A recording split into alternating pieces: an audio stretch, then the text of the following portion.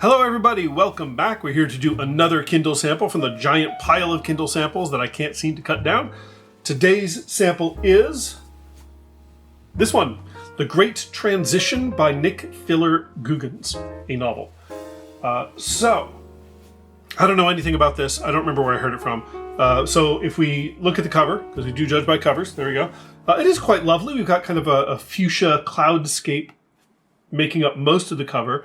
But underneath that, we have a city skyline and what looks like a lot of kind of watercraft, interesting looking watercraft down there at the bottom. So honestly, the cover doesn't tell me very much, which is fine. It is fine, absolutely. It's a evocative cover, but it doesn't tell me terribly much about what the book is about. I don't have a whole lot to go on. The title, The Great Transition, again, it's a good title, but doesn't really tell me anything about what the book is going to be about. I mean, a transition can be anything, and a great transition also could honestly be anything, depending on your point of view. So, enough speculation. Why don't we crack it open and see what we got, all right? So, I will read the sample, and I'll get right back to you. Stick around. Okay, all right, this is interesting. This is an interesting story, an interesting sample to read, and I'll explain why. First of all, it has 3 epigraphs, right? So very often a writer will pick, say, a famous quote or a song lyric or something like that to start off their story because it helps us kind of understand what the themes of their story might be. And usually it's just one, right? It's just one quotation from somewhere. But this one has 3, all right? You can see them here, right? 3. So the first one is from Aeschylus, who was an ancient Greek playwright, and it is from the second play of what is called the Oresteia, where the character of Orestes has murdered his mother on the orders of Apollo because his mother had murdered his father because his father had gone off for 10 years to fight in the Trojan War and brought home a concubine who was Cassandra, I think. But the line is, for your friends beneath the earth, for your friends above, prefer a brutal rage to joy. Perform the scarlet stroke, erase the cause of criminal and crime. Right, from the libation bearers. And it kind of suggests to me that, all right, one kind of element of this story might be determination, right? That you have to do the thing that is maybe people aren't going to be, you're not going to be popular for it. You're not going to be well liked because Orestes is not going to it's not going to be a good outcome for this for him. But some things must be done and you're the one to do them. Who knows? The second one is from Dorothy Day, who was a Catholic activist, and she wrote a lot of radical political essays about kind of our engagement with the world in a religious and specifically in a Catholic, big C, sense. And she writes, "We are not expecting utopia here on this earth, but God meant things to be much easier than we have made them." So that is Dorothy Day on pilgrimage. So it kind of suggests that, okay, maybe another running theme is things maybe don't have to be as complicated as they are, right? We're never going to achieve perfection, but we can still be better. And a lot of the problems that we have, honestly, are of our own making. And if we've made them, we can unmake them. The third one comes from Octavia Butler. And to my shame, I'm still reading this book, and I still haven't finished it, and I really should. It's from her book, Parable of the Sower, one of her Earthseed books.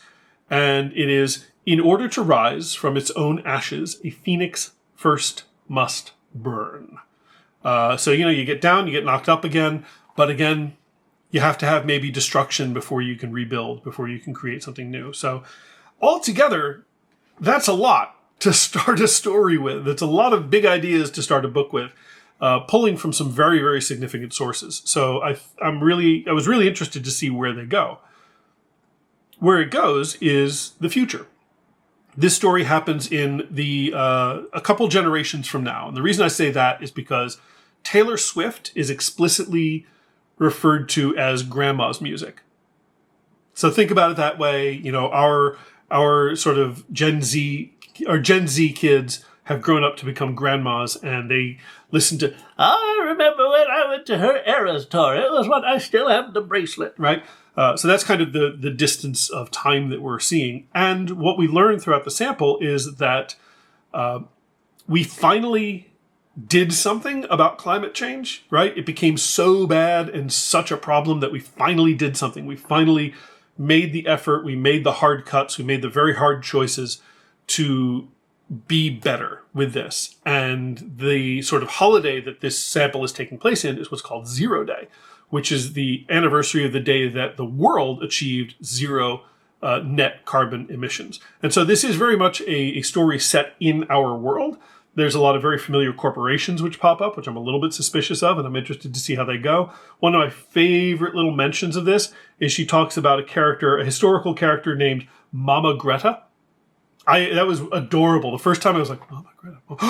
Greta Thunberg becomes an old grandma who's like chaining herself to trees and stuff. Oh, that's great. I love that.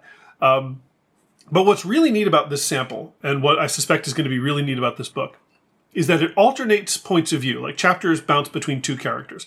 The first character is this teenage girl, Emiliana, prefers to be called Emmy. She is going to school. She's doing all the stuff that she's got. She seems to have some sort of eating disorder, which may be tied to anxiety. I'm not quite sure just yet. But she is, doing a history paper. So that's where a lot of the lore dump kind of comes in for us as readers, as she's writing this paper on Zero Day and the Great Transition, right? There's the title, when the world transitioned to a more sustainable way of living.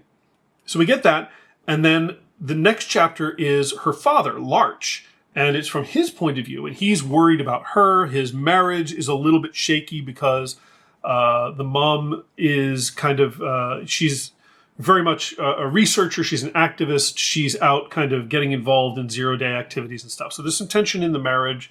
Larch is worried about his daughter because she doesn't eat very well. And she is, I think, honestly, like a lot of teenagers, kind of distancing herself from her parents and things of that nature. So, yeah.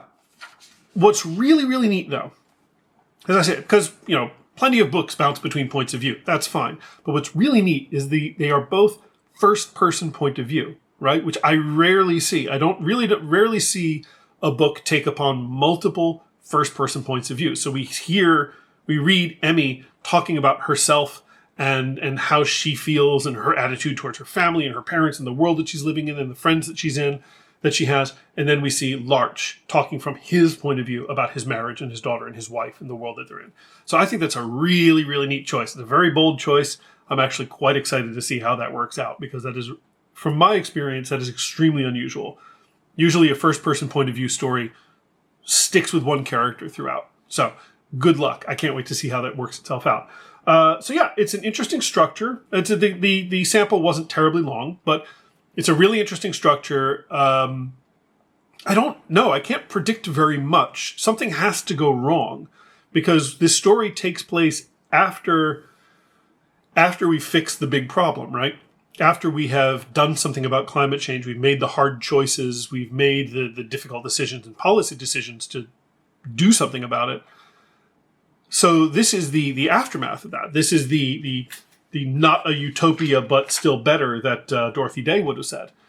So I'm really interested to see sort of where the larger conflict comes in, because we've already got the conflict in the family. And I'm really interested to see sort of where the bigger, more societal conflict comes in. Are there people who are suffering in this new world? Are there people who want to restore to the old world where it was easier to be wealthy and exploitative? I don't know.